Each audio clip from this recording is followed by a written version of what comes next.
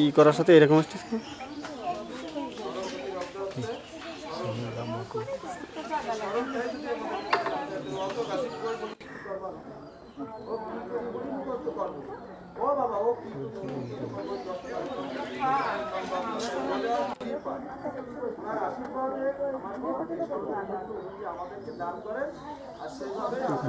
অংশ আমার একটু ভিডিও করতে পারি, তারপর আমি করতেছি লাইন করে।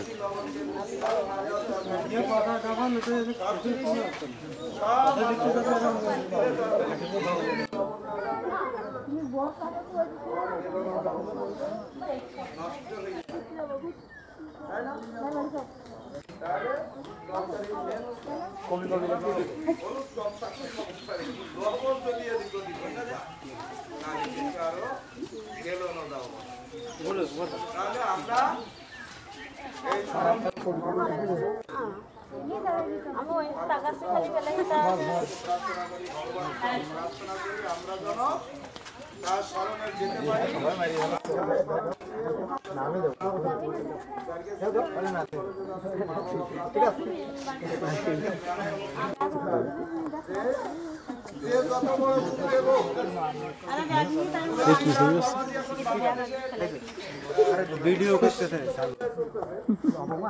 যদি আমার গাড়ির উপরে আসি বলে না দেবে না, যদি আমার মা বাবার আশীর্বাদ না বলেন তাহলে আমার মা বাবার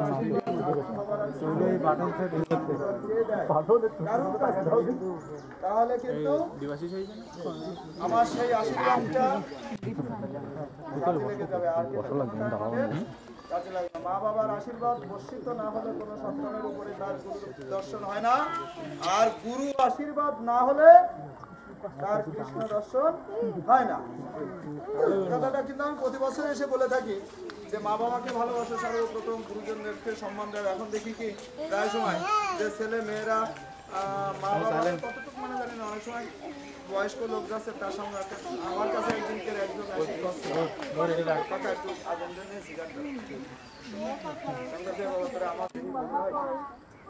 আগুন দেবো, আমার কাছে তো ম্যাচ নেই, আমি দেবো।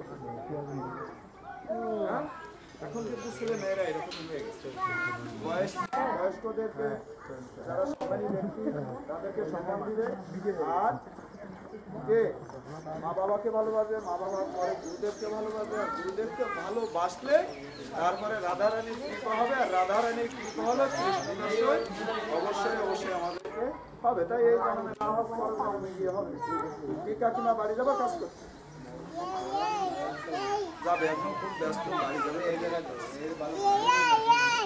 যাই হোক। আসলে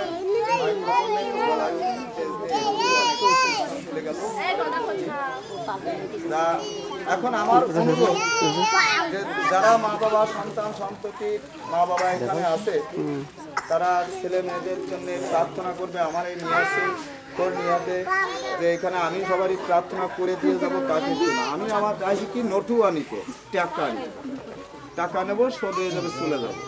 মা বাবার কাজ করছি, ছেলে মেয়ের জন্য আশীর্বাদ।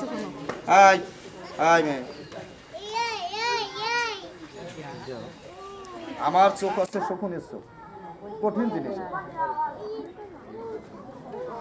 যাই হোক, ও ওইখানে থাক, ওর মতো দুষ্টুমি করো, আমাদেরকে খেয়াল করতে হবে। তুমি কোন ক্লাসে পড়ো? উঠে দাঁড়াও। আরে কোন জ্বালায় বলো, আরো কোনোদিন উঠে দাঁড়াতে পারে না।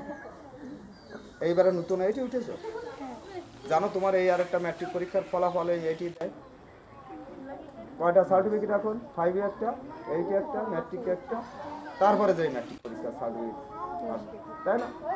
এই টাইমটা কিন্তু খুব সুন্দরভাবে ধরবে, আর এই টাইমটা যদি সুন্দরভাবে না ধরতে পারে ম্যাট্রিক পাশে কিন্তু সমান সমান হয়ে বাড়ি চলে আসছে। এইটির পরীক্ষাটা হচ্ছে মেন। এখন এইটে যদি পরীক্ষায় তুমি পাস না করতে পারো তাহলে তোমাকে 10 পর্যন্ত যেতে গেলে আরো 1 বছর পিছায় যেতে হবে। তাহলে এই টাইমটা তুমি কিন্তু সুন্দরভাবে ধরে রাখো, বুঝতে পেরেছো? আর আমার কথাগুলো কি তুমি খেয়াল করেছো সবগুলো? হ্যাঁ, অবশ্যই রাগ করে না, এগুলো খেয়াল রাখবা। একটা মানুষ একটা কথা বলতে গেলে সেদিকে খেয়াল করতে হবে, সে কথাটা কি বলছে। আমি তো এখানে ডিজে বাজাচ্ছি। যাই হোক, আমি সবার কাছে বিশেষভাবে অনুরোধ করবো যে ছেলে মেয়ের দিকে মা বাবারা বিশেষ খেয়াল রাখবে। আর তোমরা সরস্বতীকে স্মরণ রেখেই লেখাপড়া যার যার মনের দিকে দিয়ে ফেলাবা। মা একটু কাজ করতে বলছে, হয়তো একটু জল এনে দিতে বলছে, জল দেবে, জল দিয়ে এসে আবার বই নিয়ে বসে যাবে। তো জল দিতে বলেছে, আমার কষ্ট হয়ে গেছে, বই নিয়ে বসে যায় ওইটুকু সময়, একটা অক্ষর দেখি, সেই একটা অক্ষর আমাদেরকে কাজে লাগবে। আর যদি না দেখি, যাই এখন একটু বন্ধু ডাকতেছে ঘুরিয়ে আসি। আর এখন বেশি অসুবিধা হয়ে গেছে, আমি সবারই বলবো মা বাবারকে, যে এই যে কি এক সেট উঠেছে, কি সেট, টাচ, এতেই কিন্তু পরিবেশে ভাব টাচে সবারই কিন্তু ফার্স্ট বানাই দিচ্ছে। অন্তত ম্যাট্রিক পাসটা করলে তারপরে টাচ, এর আগে কিন্তু টাচ না। ও কিন্তু ধরবেই টাচ, হয়ে যাবে কিন্তু ফার্স্ট। যাই হোক, আমরা একটুখানি অর্চনার দিকে যাব। আর অর্চনার কাকে অর্চনার দিকে গিয়ে যদি কারোর কোনো মানসিক থেকে থাকে গত বছরের, বা যদি কারোর মানসিক করতে ইচ্ছা থাকে, তাহলে আমাকে টুকটুক করে বলে দিতে হবে, আস্তে করে উঠে আসতে হবে। এই যে দক্ষিণা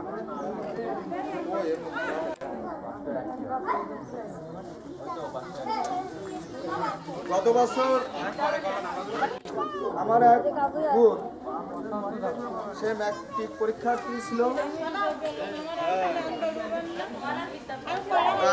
মনোবাসনা সরস্বতী দেবী কৃপায় পূরণ হয়েছে। তা সে মনে মনে মানত করছিল যে সরস্বতীকে সে একটা সোনার টিপ পড়াবে, সে তার মনোবাসনা পূর্ণ হয়েছে। আর যে কারণে সে আজকে সরস্বতী দেবীকে সোনার অলঙ্কার দিয়ে করে এসেছে। আমাকে সবারই যাতে আমাদের এরকম মনোবাসনা মনের থেকেই করতে হয়, তা সবারই যাতে মনোবাসনা পূর্ণ করে